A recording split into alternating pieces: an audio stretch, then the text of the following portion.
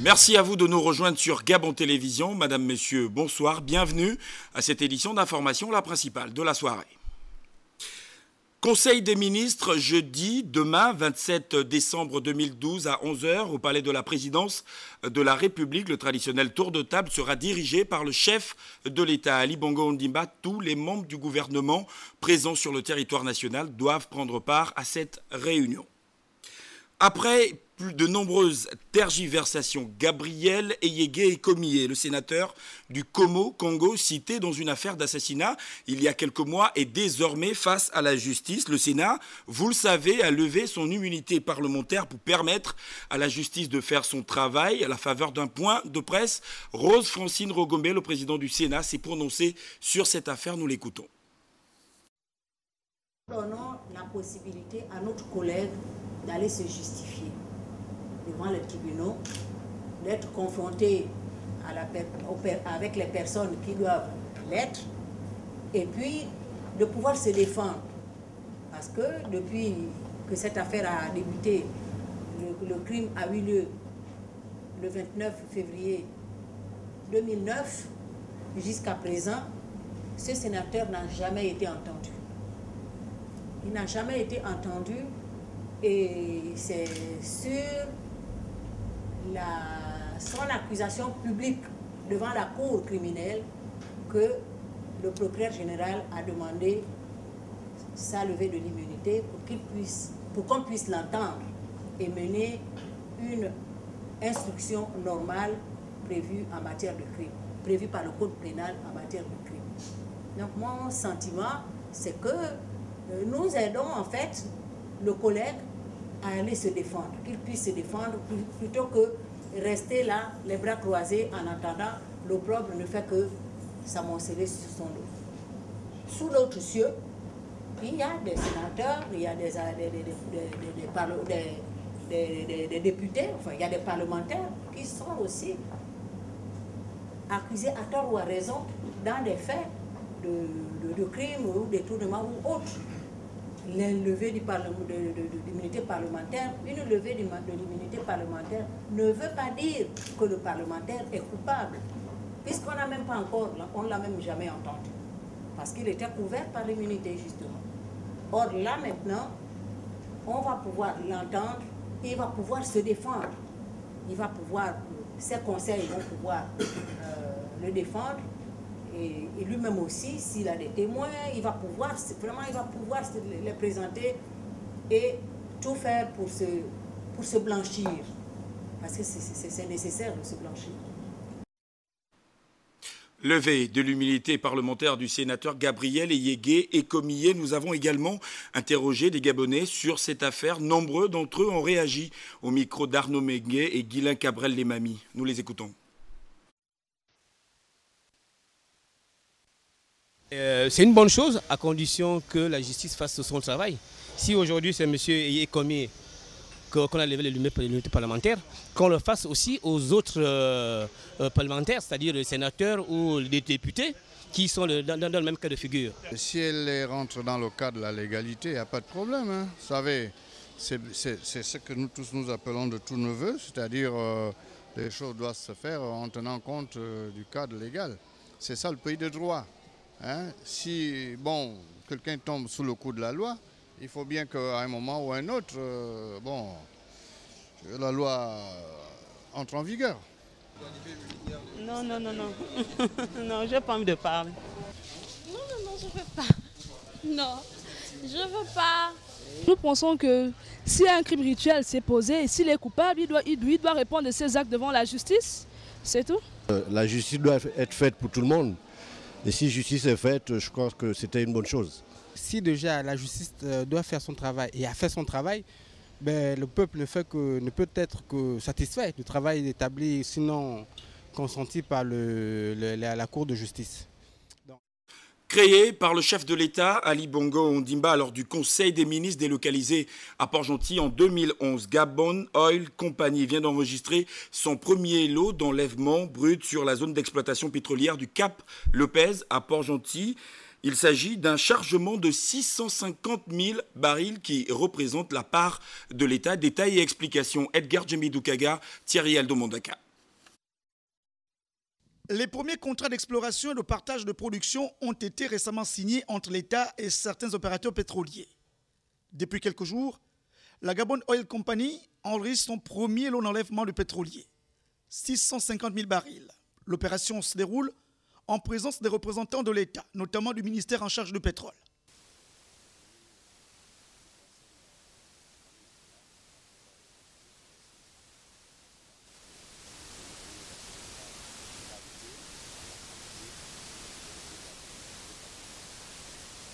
Une opération réussie et c'est une tradition sur ces installations. De l'accotage du tanker à son attachement jusqu'à la fixation des bras de chargement.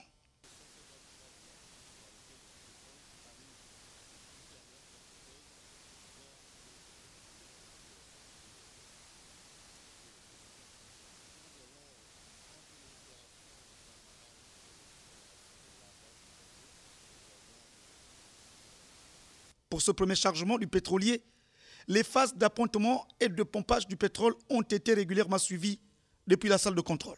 Cette salle est utile pour les opérations du terminal de manière générale, les opérations de l'Angok, dans le cas de l'Angok aujourd'hui, les pompes d'expédition ou les pompes de chargement, c'est par ici qu'elles sont démarrées de manière automatique. La gestion de tout ce qui est ouverture, fermeture des vannes se fait également à travers cette salle.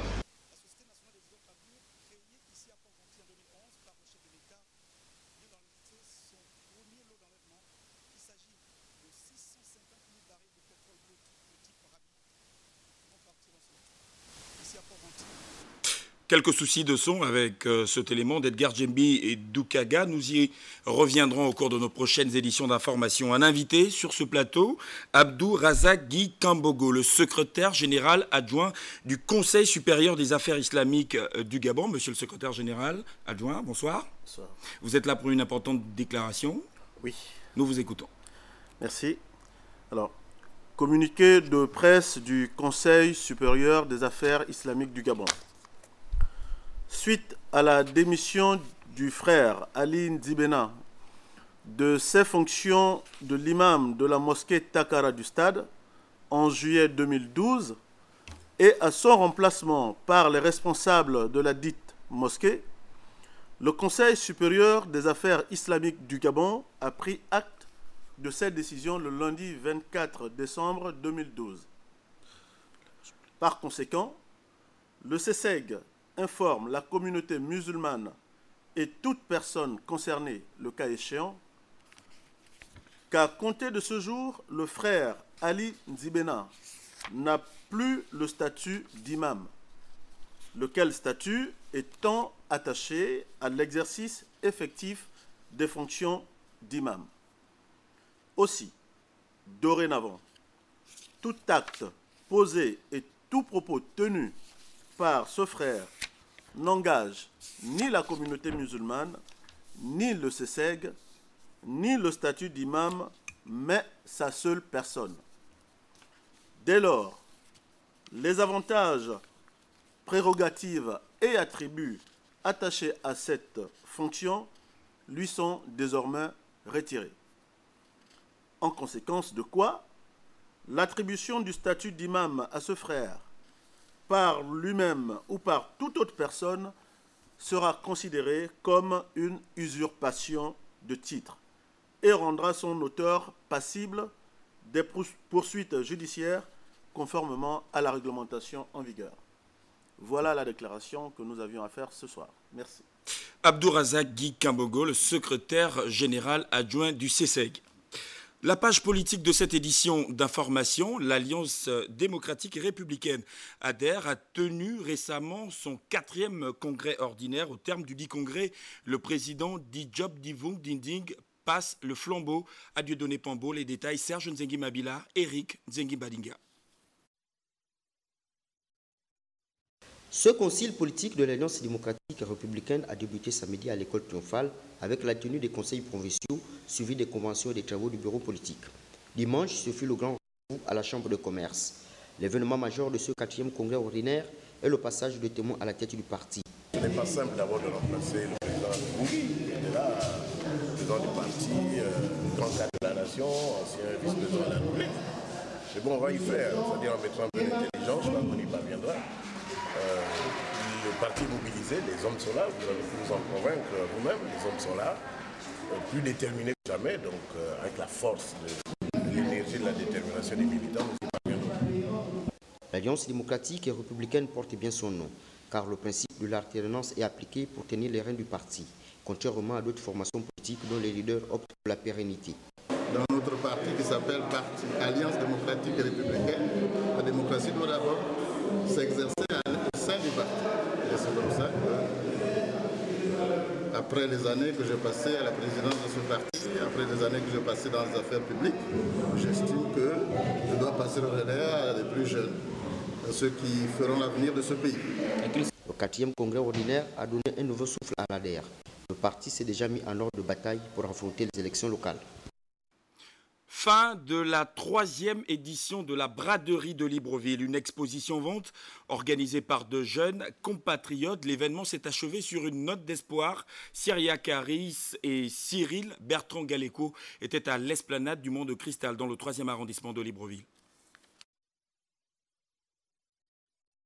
Érigée circonstanciellement à l'esplanade du Mont de Cristal dans le 3e arrondissement de la capitale gabonaise, la braderie de Libreville, 3e édition, s'est achevée sur une note d'espoir. Au fil des ans, le concept importé de l'Occident prend tout son sens. On est satisfait parce que énormément de Gabonaises adhèrent au concept. Malheureusement, on n'a pas encore suffisamment d'hommes qui participent à la braderie et on les appelle vivement à pouvoir se joindre à nous. Électroménager, vêtements, DVD et même la restauration, tout y est.